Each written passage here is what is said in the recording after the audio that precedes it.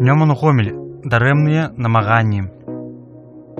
Славія, футбольны клуб Мінск. Канец ілюзіі.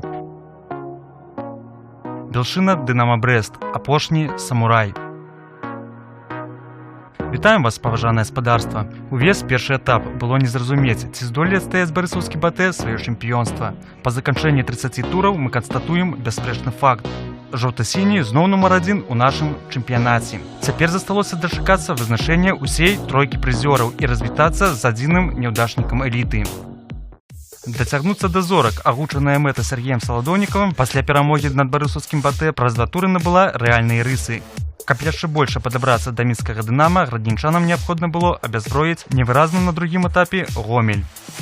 Пахіснуць разгубленых гасцей гаспадарам удалося толькі ў другой палове матчу. Алексей Лягчылі, нягледзячы на свой юны ўзрост, па-даросламу разабраўся з Артурам Лясько. Дружына Алексея Меркулова з такім развіццём падзей была ў корані незгодная і адыгралася на заходзе 68 хвіліны. Сваё важкае слова сказаў капітан і ветэран каманды Геннадзь Блізнюк. Но яшчэ праз 7 хвілін няўрыслівы форвард вывеў сваю каманду наперад, чым канчаткова сапсаваў настрой і галоўнаму трэнеру гаспадароў і мясцовай публіцы. 1-2 гродзенскі забег за бронзай цалкам верагодна апынецца халастым. Закладнікам чужых абставінаў працягвала заставацца Славія. У нядзелю не ўсё знаходзілася ў руках і нагах падапечных Юрыя Малеева. Выйграваць у футбольнага клуба Мінск і чакаць паразы брэсцкіх дынамаўцаў.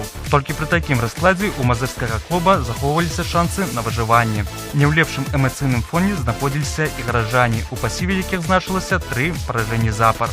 Магчыма, гаспадарам надакучыла жыць самападманам і цешыць сябе ілюзіямі.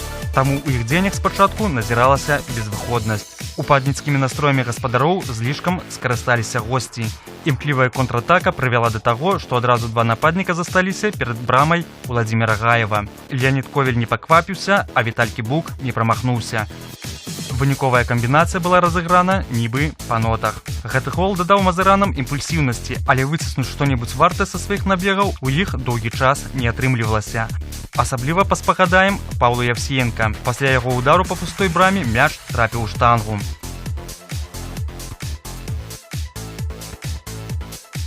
На дадзенай хвіліне нейкім цудам гаспадарам усё ж удалося з гараджанамі паквітацца. Сваю скупую статыстыку палепшыў Руслан Юдынкоў. І адразу ж здарыўся паказальны эпізод, які шмат у чым тлумачыць вылет мазырскага клуба з вышэйшай лігі. Недаравальная памылка ў цэнтры поля прывяла да паўторнай капітуляцыі падапечных Юрыя Малеева. Дубль на рахунку Віталя Кібука. Тушыце святло ў самым непрывабным выглядзе. 1-2 паспачуваць варта ўсёй мазырскай Славіі. На жаль, яны пакідаюць вышэйшую лігу. Бабруйская Белшына хоць і пазбавілася намаганнямі дысцыплінарнага камітэта 6 ачкоў, але працягвае на 7-м радку адчуваць сябе вольна і ўпэўнена. Чаго зусім нельга сказаць пра дружыну Сергея Кавальчука. Да гэтага тура брэстаўчане пры самых страшных і невытлумачальных абставінах мелі тэарэтычную магчымасць развітацца з вышэйшай лігай. Таму матывацыя ў беласініх была залімітавая. Інстынкт самазахавання выканаў ключавое значэнне пасля антракту. Як і ў папярэднім туры фалілі на міноры Сата, а прысуд прыводзіў у выкананне Александра Перапешка.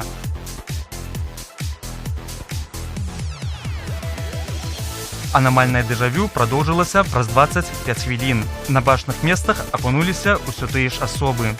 Японскі легіянер Міноры Сата зноў паўстаў у ролі пацярпелага, а Александра Перапешка ў ролі месіі. Но наступны цвік у непарадкі бабрушан убіў Мікалай Сігневіч.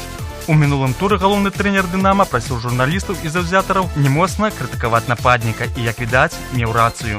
Мікалай адказаў трэнеру на цёплыя словы эфектным узяццем брамы. На гэтым чорная паласа для гаспадароў яшчэ не завяршылася. Тлустую рысу разгрому падвёў Вадзім Курловіч. 0-4 брэсцкія дынамаўцы пакінулі небяспечнае перадапошняе месца. 30-й тур, хоць і быў не бедны на забітыя мячы, але абраць лепшай па прыгажосці і дасканаласці для нас не стала вялікай праблемай. Удары па-за 11-метровыя пазнакі ў хіт-парадзе лепшых галоў – гэта, безумоўна, нонсенс. Аднак Олег Шабара здолеў разнастаіць пенальці ударам стылі легендарнага Антаніна Паненкі. Атрымалася пацешна і незвычайна крута. Пасля матчу з мінскім «Дынама» Ягор Філіпенка ўжо красаваўся ў нашай тройкі лепшых, што для абаронцы велізарны поспех. Сёння настала зноў яго чарга. Пасля падачы Скутняга ён здолеў прыгожа прабіць Васіля Хамутоўскага.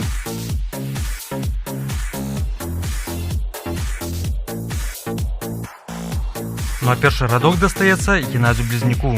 Як у маладыя гады ён лёгка ўцёк ад абаронцаў і стрымана пусціў за вушы Сергею Чэрніку парашут. Што тут казаць? Прыгожа.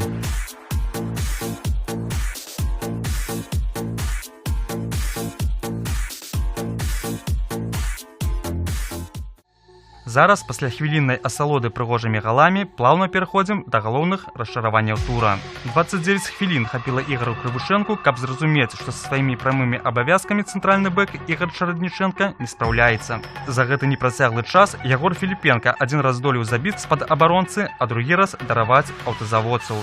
Як сумны вынік, вымушаная замена яшчэ ў першым тайме. Якія фатальныя вынікі нясе ў сябе грубая гульня, не па чутках даведаўся Максім Патарнікі. Менавіта яго выдаленне і рэалізаваны пенальцы канчаткова зламаў гульню бабруцкай белшыны. Як казаў адзін герой мультфільма, душашчыпальнае відовішча.